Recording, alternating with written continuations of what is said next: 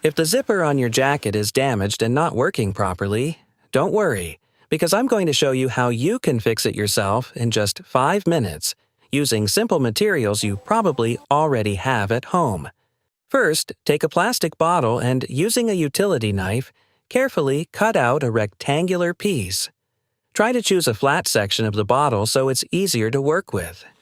Don't worry if the plastic looks slightly curved at first. That's completely normal. Once you've cut the piece, place it on a flat surface and apply a bit of pressure with your hand to straighten it out.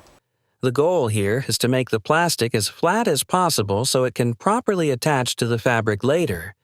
Next, grab a pair of scissors and start trimming the edges of the plastic until you get a small, neat square.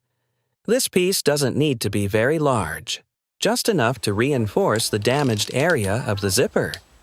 Now, apply a small amount of silicone to the end of the jacket where you normally insert the zipper tab.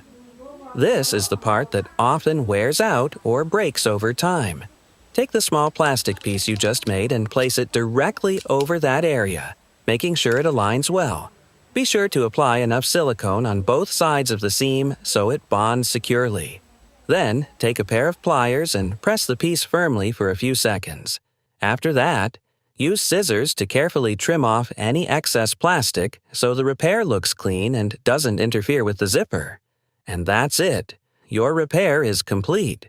When you insert the zipper again and pull it up, you'll notice it slides much more smoothly. Even if you apply a bit of force to try to separate it, it will stay securely in place. Just like that, your zipper is fixed and your jacket is ready to use again.